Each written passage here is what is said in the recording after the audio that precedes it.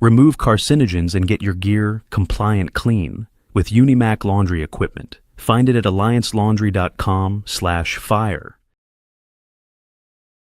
From the front lines to the firehouse, heroes deserve real comfort.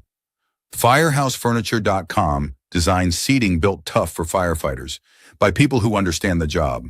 Honor your crew. Shop firehousefurniture.com. There are two things firefighters dislike: the way things are, and change. Sometimes traditional ways clash with the need for change. That's where we come in. Slicing through the noise with insights that matter. Welcome to Igniting the Shift Within. Your launch pad to revolutionize the way you think and work and lead.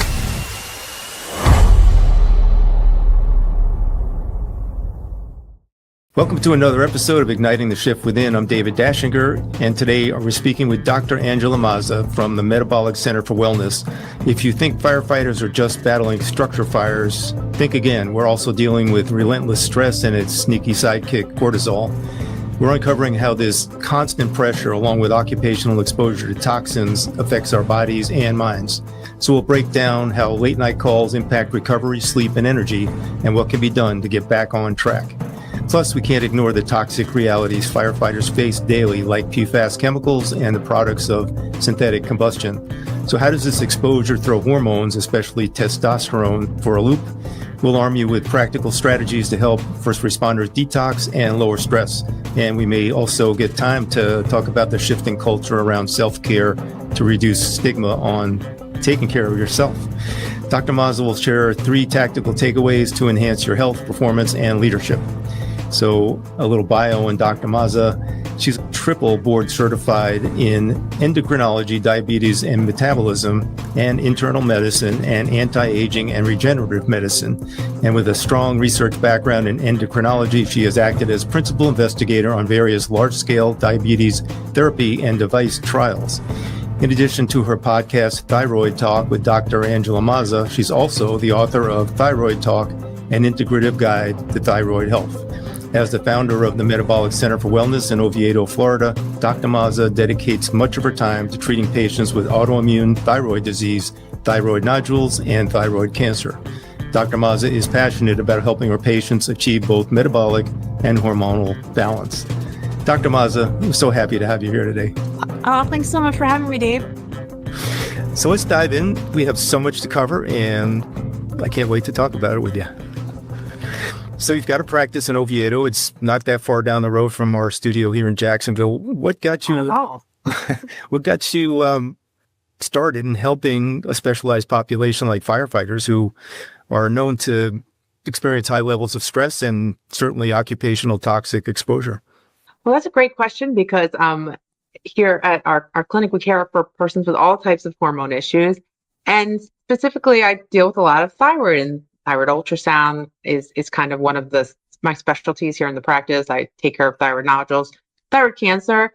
And in our area, and I know it's not the same in all parts of the country, first responders are screened. They have different screenings, and one of them happens to be a thyroid ultrasound. So if, say, a first responder gets an ultrasound that shows up abnormal, they'll say, all right, you should probably get this checked out.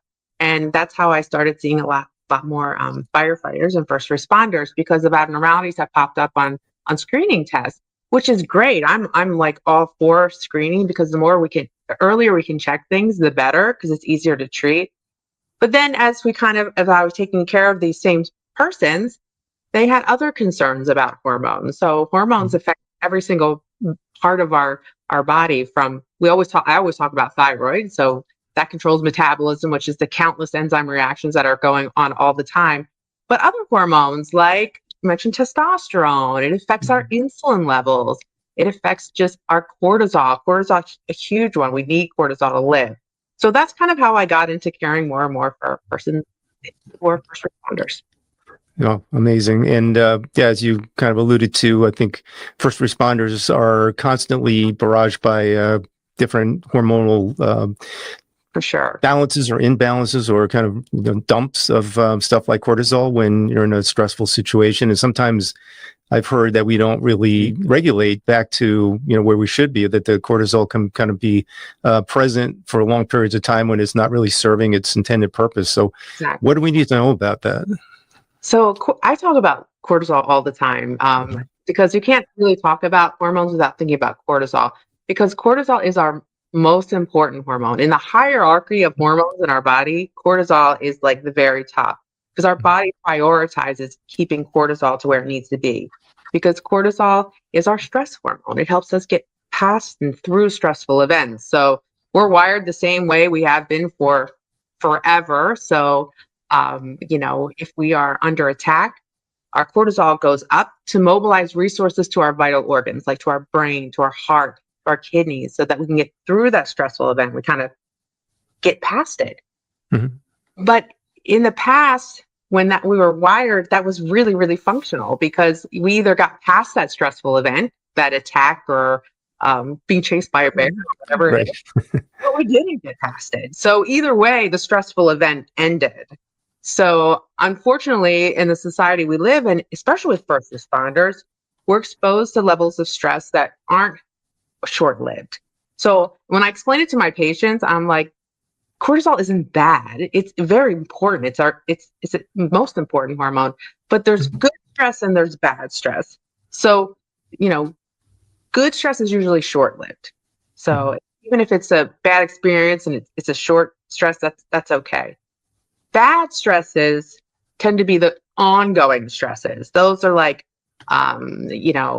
having really bad financial issues. I mean, I'm just talking the general population, caring for someone who's ill. But in the first responders, every single shift, they don't know what they're getting into. And then what they experience during that time doesn't always just go away. It tends to be high. And what happens is our cortisol is under a feedback loop. So it comes from our pituitary and our hypothalamus to our adrenals. So the adrenals are where the cortisol comes from. So when our brain senses stress, that axis gets triggered. And ideally, when that stressful event is over, everything goes back to normal. But when we're dealing with long-term stress, the brain says, I cannot live at this level of stress because it's not good for the brain. It's toxic in and of itself, because the brain can't function at that high level. So everything gets shifted down. And then we see a decrease in cortisol over time. And that's what really leads to chronic disease. So when we think about risk of cancer and chronic cortisol issues, or we call it HPA axis dysfunction, hypothalamic pituitary adrenal axis. Okay. We see cardiovascular issues, we see type 2 diabetes, we see depression, we see an increase in autoimmune conditions when we're dealing with this, what we call HPA axis dysfunction. So it's so important to treat it and recognize it early so that we don't get to that flat spot where we run that risk for developing chronic disease associated with cortisol issues. Okay, that's so relevant. And I think for firefighters and first responders, it's not just the stress of the job doing the calls, but there may be stress within the agency, financial stress, marital stress, a number of different factors that are playing into this, highly stressful, almost like chronic situation. And what do you recommend? Like when you see someone that may be suffering from this, cortisol emergency, like what are some of the remedies or actions or resources that you can offer to someone? Right. So, I do always recommend, if it is possible, to test. That helps guide kind of a treatment plan, because, we do different testing. Probably one of the best tests are either a salivary or urinary cortisol testing, because that tells us what trends are. So ideally, cortisol should be highest first thing in the morning, with a gradual decline towards the end of the day so you can get to rest. But it should be highest, so it's our get up and go hormone, with a decline over time. So depending upon that curve helps us dictate where we want to focus our energy. So say if someone is high all day long, then we have to focus our energy on, okay, what can we do to kind of bring down that high cortisol? I will tell you, people do not tend to complain when their cortisol is high all day long, because they feel like, hey, I'm managing, I'm getting through it. This is like, I'm doing it. But what tends to happen is we start to see that decline in that curve. That's where people start to feel fatigue. That's where we start to see hormone issues like insulin resistance, testosterone issues, hormone imbalance. And then as that curve shifts down, that's where our issues are. But some people have a curve that's like backwards. So they're lowest in the morning, and then they tend to be high towards the end of the day, and then they can't sleep at night. So depending upon the curve, it helps us kind of figure out what we need to do. Now, there are certain just lifestyle changes that are going to benefit anyone with HPA axis dysfunction or cortisol issues. And those are kind of, a lot of them are things that we kind of support on for just a healthy lifestyle in general. So a healthy diet, like a Mediterranean diet, is great because it's high in omega-3 fatty acids that really helps rebalance some of the resources we need and amino acids we need to help reset. But we have lots of, lifestyle changes. So finding some time in your day to do something you enjoy is what I tend to help my patients with. It does, what I enjoy doing might not be what someone else enjoys doing. So just sitting and just spending some time reading, if you like to read, walking, exercising. Too much exercise isn't good either. There's a bell curve when it comes to exercise. So there's a sweet spot. So you don't want to overdo it with exercise. But even just finding some quiet time at the end of the day helps to reset the axis. Doing deep breathing, trying to get with a regular sleep schedule. This is where I find is an issue a lot when it comes to shift working, because the sleep schedule is not the same all the time. And, like if you're on an overnight shift, I mean, I remember how things were when I was in residency, and it's not like this is like way more different, but even though it may be a quiet night, it's not always a restful night. So you're not getting that good night's sleep. So if there's any way to reinforce sleep, at least on your days off, that's important. And then we have all sorts of great nutraceuticals that we can add in, like ashwagandha, rhodiola, magnesium's a great one, L-theanine. So we have lots of tools in our toolbox to help reset based upon what the curve shows. Okay, and I think you're touching on this. From what I understand, I mean, you have intensive, extensive training in traditional medicine. Do you offer other modalities outside of that realm that kind of work into your practice in ways that you work with first responders? Oh, for sure. So I'm an integrative endocrinologist. So as you mentioned, like it's integrative, I think is like the best of both worlds. So we take good things from traditional medicine, which doesn't always get to the root cause, but then we have our functional medicine, which really is focused at getting to the root cause, but it's kind of can be labor intensive from the patient end of things. So we kind of meld the two together. So in our practice, we do use a lot of nutraceuticals. We use a lot of IV therapies when helpful, because IVs are really one of the best ways of getting the nutrients that the body needs, the antioxidants the body needs to help reset and detoxify. So because whenever we take something by mouth, you're only going to get about 30%, if that, of what you're taking in. So IVs are great ways of kind of regenerating the body and helping to reset the HPA axis. You did a perfect segue there. Let's get into detoxing. The fire service has come a long way from as we are exposed to not only the products of combustion, but also maybe chemicals in our gear and foam and other environmental toxins.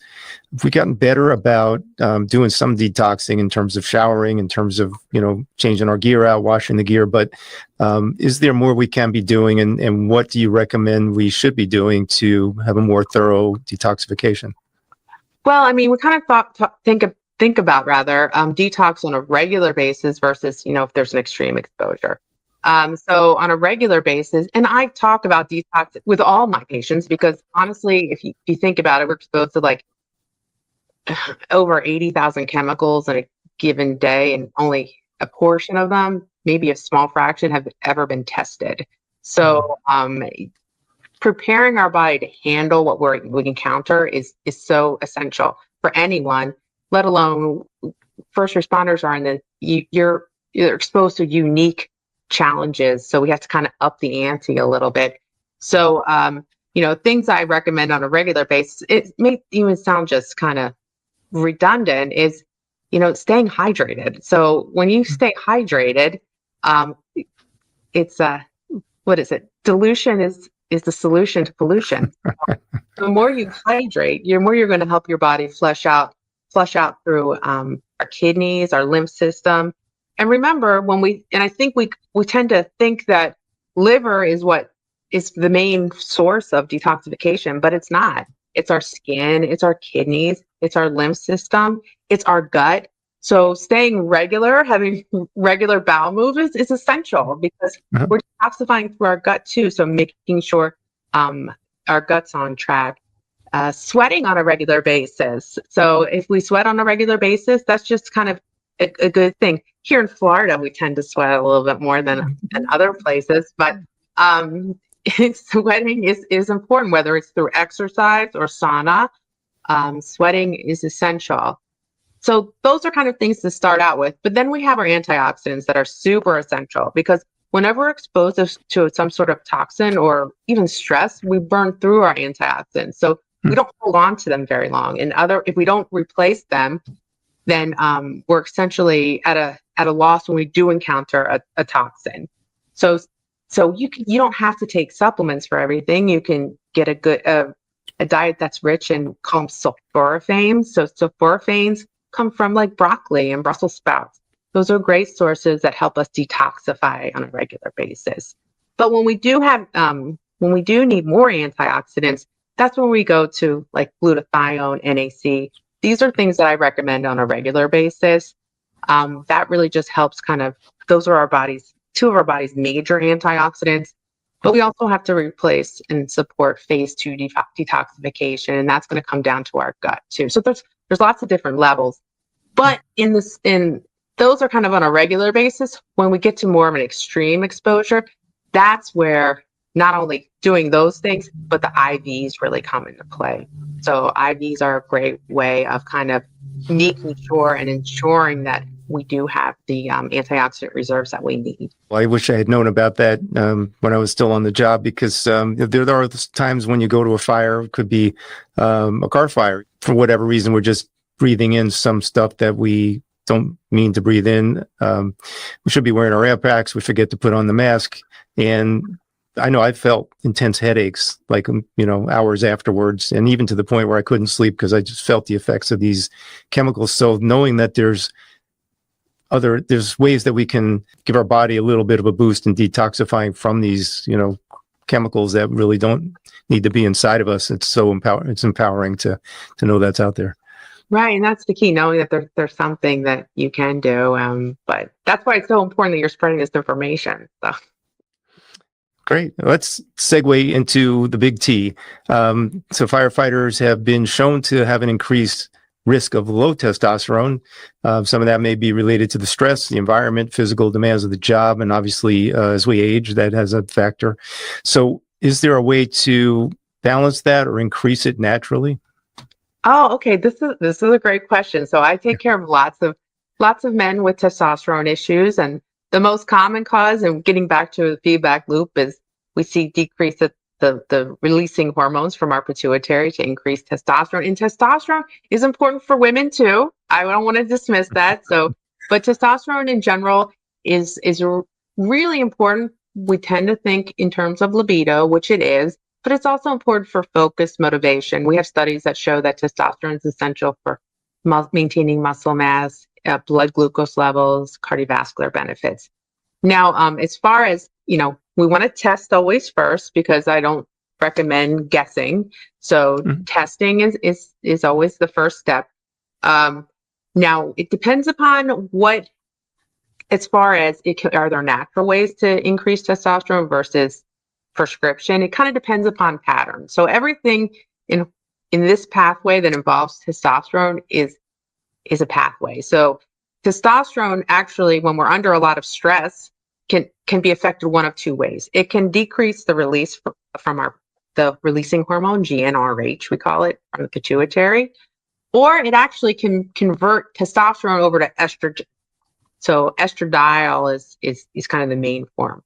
So it kind of depends. So if it's more a matter of testosterone being converted to estrogen, we can block that. So there are ways. There's something called DIM, which is a great natural way of blocking testosterone, estradiol. So that's all related to stress. And it goes without saying we want to focus on managing stress too. But if it's coming from the level of the pituitary, yes, prescription replacement it's an option. And I have many men who are on that. But believe it or not, exercise is a great way of stimulating your own testosterone production and resetting that axis. So not overdoing it with exercise again, but things like HIIT exercise, resistance training, it does really help with resetting testosterone. And then for when it's indicated, we do use testosterone replacement.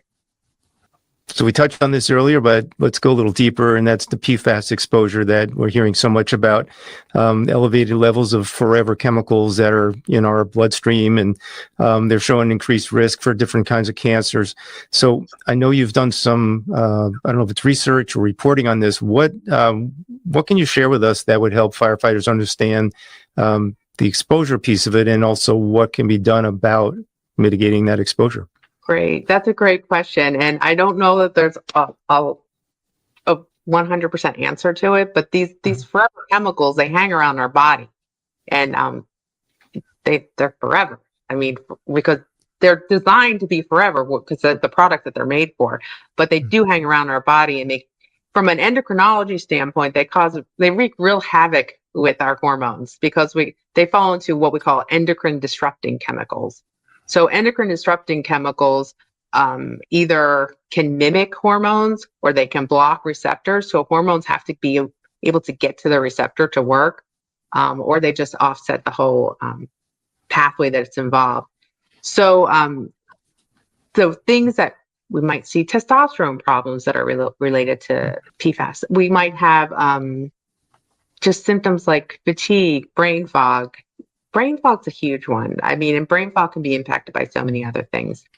But the plus side is things that we can do kind of go along the same pathway as detoxification. So we want to arm our body with the antioxidants to move out chemicals and PFAS when we can.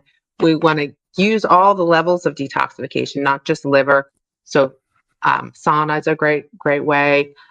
Keep making sure bowels are regular.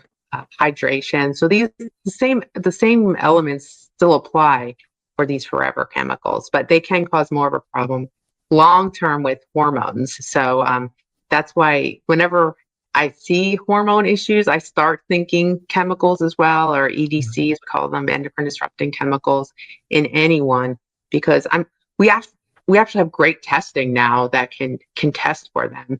And that gives you I always like testing because it tells us where we're starting out at, and then we can retest and see where we're at. Another topic that I think is huge in first responder world, definitely in firefighter world, is obesity, or, really struggling with weight. And obviously it's important in general to maintain a healthy weight, but as firefighters, we need to also be in top shape because we're going from 0 to 100, operating in extreme environments on air with a thermal envelope around us. Core temperatures can skyrocket, the stress yet on top of that. So anything we can do to maintain optimal physical, shape and body weight is probably super important. So I know it's a prevalent health issue. What does it really mean to this firefighting community, and what advice can you give them about trying to, just find that balance to be able to be at your best to do this job? Wow. So that is, we were discussing ahead of time. This is like an hour-long discussion in and of itself, because obesity is so prevalent. As an endocrinologist, my concerns with obesity are, we want to prevent chronic disease. We want to feel our best. Obesity is associated with type 2 diabetes, cardiovascular disease, stroke, cancer, you name it. Obesity is associated with it. And we don't think about it, but adipose tissue, which is fat, is actually is a metabolically active endocrine organ, because it's creating inflammatory factors that are kind of feeding into the fire of what's going on as far as a metabolic disruption. So the more that we kind of keep our fat under control, it not only benefits our good hormones, it helps decrease inflammation. And inflammation is really at the root of all evil. Mm-hmm. Now, stress does play a part in it. So cortisol is, like I said, our stress hormone, But when cortisol goes up, it increases insulin resistance. So insulin resistance, insulin's a storage hormone and a growth hormone. So when insulin goes up, we go into storage. So we store away in our fat cells what we're taking in. So the more that we can, I keep stress less if possible and doing the things that we can, but not feed into the system. So if we don't have as many carbohydrates get broken down into sugar, we don't have that stimulation on insulin resistance. So trying to meal plan when you can. I know it's difficult when you're working shift or your overnight shifts, but at least trying to work as much as you can on your days off is important. Intermittent fasting is great. I'm a huge fan of intermittent fasting because it gets us past that window where we're kind of storing. So we want to get out of that storing phase. So when you do intermittent fasting, we do break that storing phase. And that's an easy thing to do. And that's a little bit more manageable than coming up with a diet. I don't like to use the word diet. Diets just don't work. But we want to kind of help reset our body's metabolic kind of clock, if you will. Working in exercise when you can. Again, the bell curve, too much, too little exercise. That we want to be in that bell curve of optimal exercise. So, and then it comes back to sleep as well. So when we look at studies as far as sleep, 1 night of interrupted sleep, we see in healthy individuals, we see increases in insulin levels and insulin resistance for the following day. So even 1 night of interrupted sleep. So that can be a lot. So control the controllables. That's what I always tell my patients. So pick things that you know you're going to be successful at, that you can do, and try and work towards keeping a healthy BMI, a healthy waist, hip circumference. That's really what it comes down to. And, trying to keep up with your labs, because once we have obesity and we start seeing elevations in blood glucose, it gets a little more challenging to manage. So let's move on to our section here where we do the 3 tactical takeaways, and those are actionable items that firefighters can use to enhance their health, performance, and leadership. You have some amazing ones here. So what do you have for number 1? Sure. So number 1, I would say is, and we talked a lot about this, master your stress reset action. So build a daily reset ritual to discharge stress and reset your cortisol. Again, the more we stay on top of it, the easier it is to reset. So whether that's box breathing, which box breathing is breathing in, holding it, exhaling, holding it, and then redoing. If you do that 10 times a day, I'm going to guarantee you feel a little bit better. If you can do some grounding on a regular basis when you wake up, if you can, first thing in the morning, try to get some access to sunlight. And studies show that even looking at a sunrise or sunset actually can help with this too. So it really, our goal is that we want to reset that axis between our brain and our adrenal. Number 2. So next would be detoxing. So daily detox is the key. If it's part of your habit, it makes it easier to do. So if you really want to sweat on a daily basis, and make it amongst your friends and colleagues, make it part of the culture, not just after extreme exposure when we think about detox. So showering is one thing. The external practices we have, regular sauna. So if you have access to a sauna, awesome. If you have one in your house, that's even better. But if you could do it 2 times, 3 times a week would be great. But even 1 time does help out. But sweating is essential to kind of mobilize those stores that are stored in our fat cells. Remember, you want to keep your bowels regular, stay hydrated, and you want to try and use the foods that you can to support detoxification. So that's going to be like the sulforaphanes that we mentioned, like broccoli and Brussels sprouts and all that good stuff. Excellent. And this one I'm really excited about. It's because it has a little leadership component to it. So what is your number 3 tactical takeaway?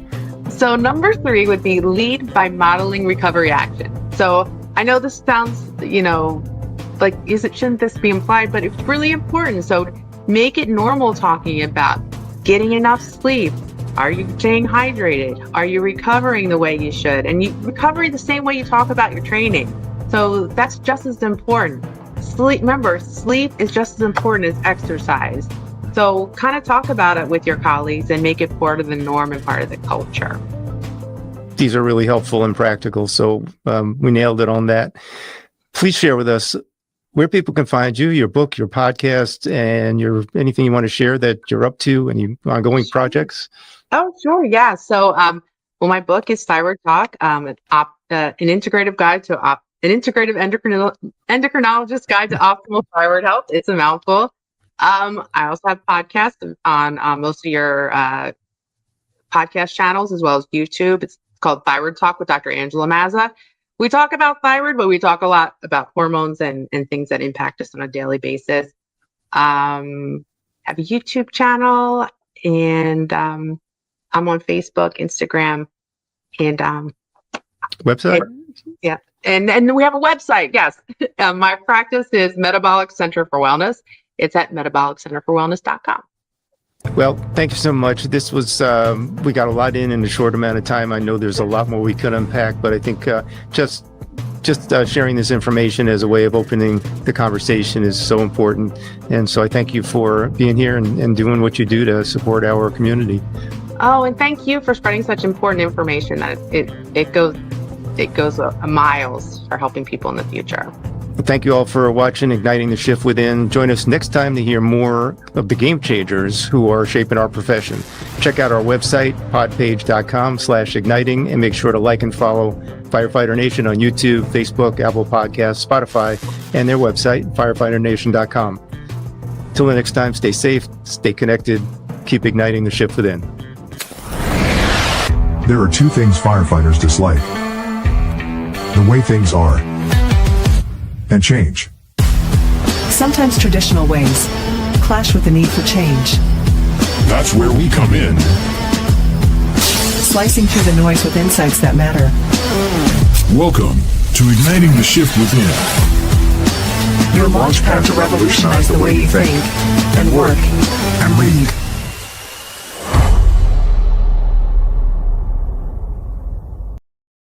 Remove carcinogens and get your gear compliant clean with Unimac laundry equipment. Find it at alliancelaundry.com/fire.